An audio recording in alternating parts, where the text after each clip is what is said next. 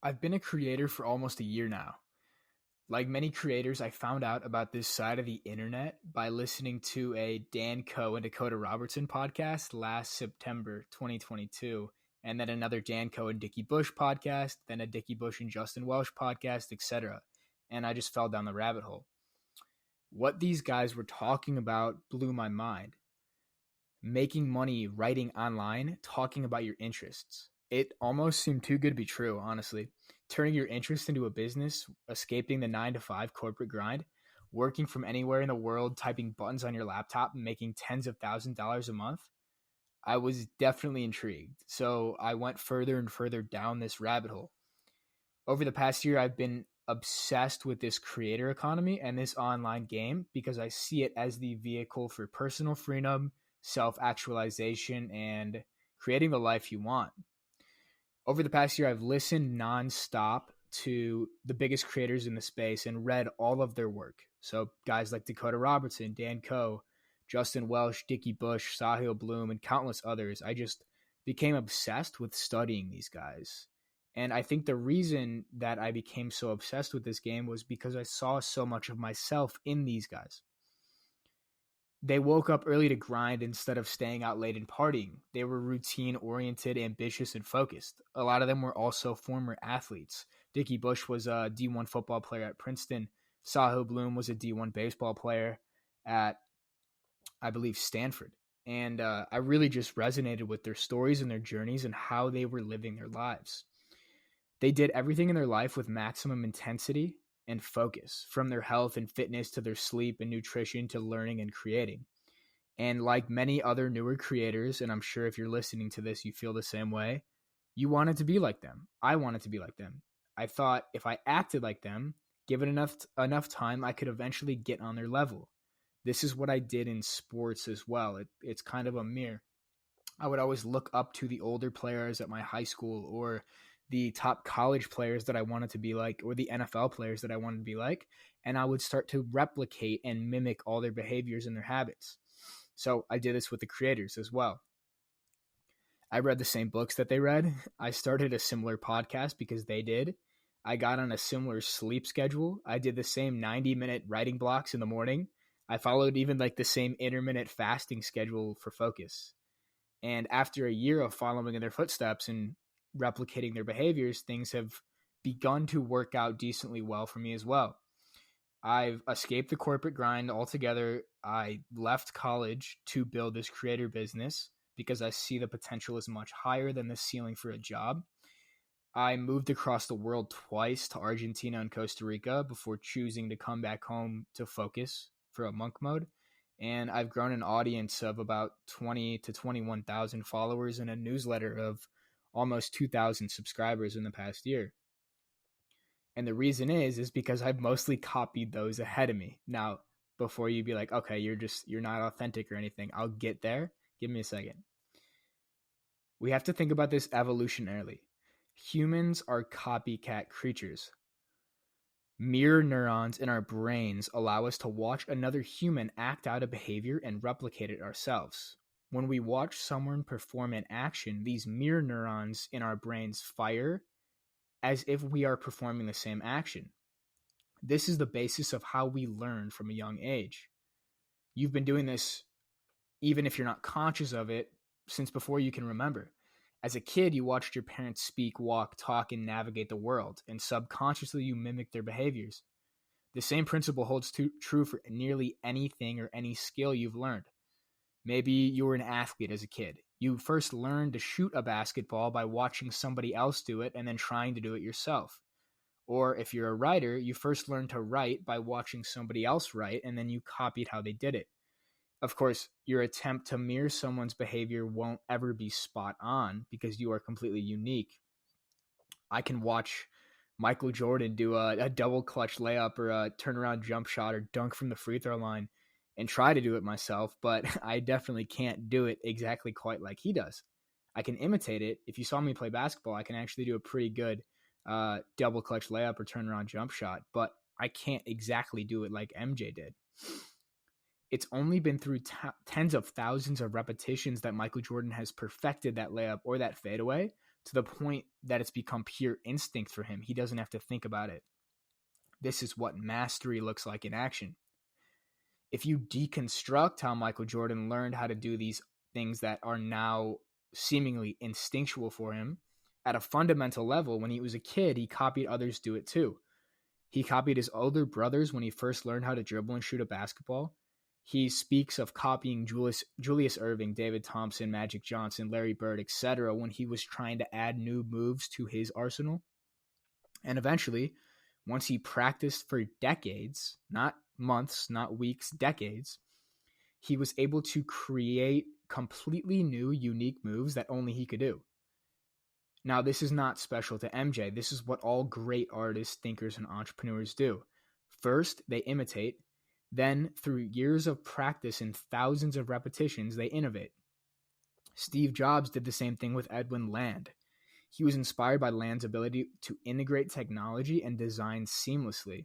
And this influence can be seen in Apple's elegant and user-friendly product design, but with Jobs' unique personality and spin on it.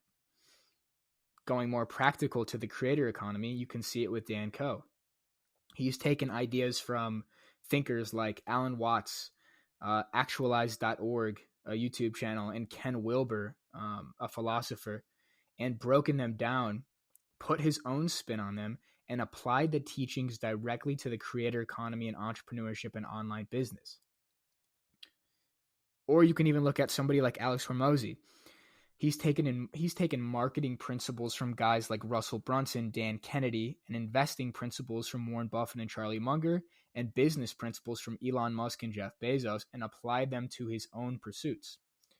This is what all humans do. We imitate, and then when we reach a high enough level, we can innovate. The sooner you can accept this fact, the sooner that you can accept that everything you know, do, and believe has been programmed into you by other people, the sooner you can use this fact to your advantage. Most people are unaware of their programming. Their beliefs and actions have been programmed into them unconsciously by the media, the school system, society, etc. We all have been programmed. But most people are completely unaware of their programming. But once you realize that you're a programmable creature, the quicker you can program yourself and use it to your advantage. Here's how. You imitate, then you innovate. Now, I want you to bring somebody to mind. Who do you look up to the most? Think of one person that resonates with you on a deeper level than anybody else. Maybe it's a thinker, maybe it's an athlete, maybe it's an entrepreneur, maybe it's a podcaster, whoever. It doesn't matter. Whoever resonates with you most, bring that person to mind. Whoever it is that you feel most aligned with and most inspired by is usually a good indicator of where you should aim. So hold them in your mind as I talk through the rest of this podcast, because we want to deconstruct every part of their lives so we can mimic it ourselves. Let's start with habits. So think about your ideal person, your number one mentor, you could say. Ask yourself these questions, and if you don't know the answer, it might be worth looking into and diving deep. What time do they wake up? What time do they go to sleep? Do they work out every day? Why? When do they work out? How do they structure their days? When do they do their deep work? When do they rest? What does rest look like for them? How many hours a day do they work? What does their diet look like? Do they read a lot of books? If so, what do they read? Can you read the same books? Yes. Do they party, drink, do drugs? What's their take on those things? As you ask yourself these questions, realize that the first step towards becoming the person you aspire to be is deconstructing and then mimicking how they live in the day-to-day. With wildly successful people, everything they do is intentional. All those things I talked about are thought out. They are not floating through life aimlessly. They're very intentional. What they eat matters. When they eat matters. When they sleep matters. How much they sleep matters. What they work on matters. When they work matters. And where even they work matters. Where they live, etc. Everything is calculated for these people. They don't do anything by accident. This is what separates them from the rest. And if you want to start to be like them or be on the same level as them, you need to start to act like them. And if your actions aren't aligned with yours, say you're looking up to Dickie Bush above all people, for example, and you notice that he hasn't had a drink of alcohol in 500 days, but you're going out and partying every weekend and destroying your sleep, and you're not using your weekends to focus, that's an indicator of where you should start to change or start to think about changing. Next, let's go into the character traits, because habits are one thing. Character traits are a really important bucket that we need to tap into as well. So keep that inspirational person top of mind. Let's start to think about their character. What is their discipline like? What is their mindset like? Are they patient? How do you know? How passionate are they about their work? Are they relentless? Are they a bit stoic? Are they adaptable? Do they study philosophy? Are they spiritual? Are they adaptable? Are they resilient? Are they curious? At a very fundamental level, your character traits will determine your ability to show up every day and nail those daily habits we talked about. It's all tied in. But in order for these character traits to come full circle, you need to have beliefs in place too. This is what Alex Hormozi talks about. The only reason you're not progressing as an entrepreneur is because you're lacking one of these three: habits, like we just talked about, character traits, like we just talked about, and now beliefs. So your beliefs are your self-imposed ceiling for your success and your life. If you have the habits, skills, and character traits required to make $1 million a year, but you lack the belief that it's possible, then you won't take the actions or have the foresight necessary to make it happen. What beliefs do the people you look up to have that you don't? Do they believe that they can make $100,000 a month? I'm sure they do. Why don't you? Do they believe they can work 12 hours a day without burning out? Or do they believe that they need to only work 4 hours a day and they don't want to work more than that? Why? Deconstruct that. Do they believe that their message and their business can impact millions of people's lives? Do you think you can get to the same spot? Why not? Because you can. It's only your mind that's limiting you. Dispelling limiting beliefs is one of the biggest levers you can pull for catapulting yourself from where you're at to where you want to be. Have people stress test your beliefs. Call up a friend. Ask them, where am I just short-sighted right now? What beliefs do you think I'm holding over myself that are not serving me? Find mentors to challenge you. Self-reflect and identify the difference in the beliefs you hold versus the people who you look up to. What's the difference in your beliefs versus theirs? Open your mind. Identify those limiting beliefs that aren't serving you, and then work ruthlessly to cut them out, fill in the gaps between where you are and where you want to be with the next category, skill. So to recap, we've talked about habits, character traits, beliefs, now skill. The difference between where you are now and where you want to go is skill. If you were a better writer, you'd make more impact and you'd impact more people's lives and you'd make more money through your writing. If you were a better marketer and salesman, you'd be making more money. And if you had more professional branding, if you were better at website building and design, you'd be more of an authority in the space. The good news is all of these skills are learnable. The cool thing about human beings is that if one human being has learned a skill, you can too. The only thing that is preventing you from not is your limiting beliefs. See how this is all tied in? Any information you want to learn is a few clicks away. You can spend a couple hours on YouTube learning the basic principles of any skill. You can look up lectures from Harvard and Princeton and wherever, and you can find the information you're looking for. You don't need to go to college to learn this stuff anymore. Or you can read books on copywriting, marketing, sales, psychology, etc., and learn all the baseline fundamental skills that are going to be directly applicable to your creator business or entrepreneurship endeavor. If you read all the right books and watch all the right videos, you will know exactly how to get from where you are to where you want to go.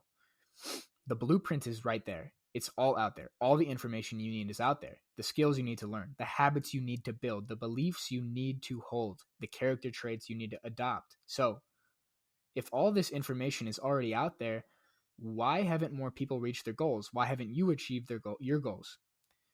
Because you can't get out of your own way. That's it. You are the bottleneck. It's you. Like, that might be harsh, but it's true. And once you accept that fact, you can then take ownership over creating the life you want. You are your biggest bottleneck. Your inability to get out of your own way, your inability to stop self-destructing, your inability to sacrifice things that you don't actually care about for what's actually important to you, your inability to structure your day in a way that pulls all the necessary levers that get you from where you are to where you want to go, your inability to order your mind on a goal, focus on the daily actions to get there, and block out the rest. This might be upsetting. That's okay. It can be a bit disheartening when you realize the only thing stopping you from becoming the person you want to be is your own insufficiencies and inadequacies. But this is also extremely liberating, because if the only thing stopping you is you have the power to change it, but only if you take complete ownership over every aspect of your life. You need to go from the mindset of, for example, how can I wake up late enough to still make it to my job or class on time, to how can I wake up early enough to work on building my business and achieving my dreams while still getting 8 hours of sleep. Simple mindset shift, one example. You need to change your perspective from being a victim of your 9-to-5 job or your full class schedule and realize it's actually providing you the safety net and the springboard to try and build something for yourself. You need to understand that if you want to build your dream life, it will come with the sacrifice of late nights, watching Netflix, partying the second you free up from work or school, and it will take rigorous learning and study in every spare moment you have. You cannot build a life you dream about by taking the same actions as everybody else, thinking you can and you don't need to cultivate these habits and character traits and discipline is purely ego and delusion. You need to combat that. So here's how to bridge the gap from where you are now to the person you want to be. So remember the person that I told you to think about earlier in this podcast. Bring them back to the top of mind. What habits do they have that you don't? What skills do they possess that you don't? What character traits and beliefs do they possess that you are lacking? Get clear and identify them. Then it comes down to one thing: reverse engineering their path to success and figuring out how you can replicate it yourself. If you're going to get serious about building yourself to the level of your heroes and mentors, it's going to take some serious planning. So, first, you need to start to plan in the long term. You need to construct a vision for your future and goals that reflect that vision. Your goals could be around fitness, social media, business growth, etc. But you need something to aim at. You need a goal to order your consciousness toward. There's a great quote from Seneca that comes to mind. He says, "If a man knows not to which port he sails, no wind is favorable." When you have a massive goal, every part of your life becomes an opportunity to either move toward or away from those goals. Because Michael Jordan, for example, had the goal of winning an NBA championship every single year, every meal he ate, every workout he did, every recovery session he did, and every night's sleep was an opportunity to inch towards that goal. You should be doing the same. I also recommend picking a massive goal. Don't be afraid to be bold. No one even has to know the goal except you. And honestly, I recommend not telling anybody the goal, because we've all heard the saying, or if you haven't, it's pretty life-changing. Telling people your goals releases the same dopamine as achieving them would have. So it's better to aim big, keep quiet, and let the results do the talking. Now, if you've thought about your big vision for the future, we got to start to bring that down to reality. We have to start to plan in the day-to-day.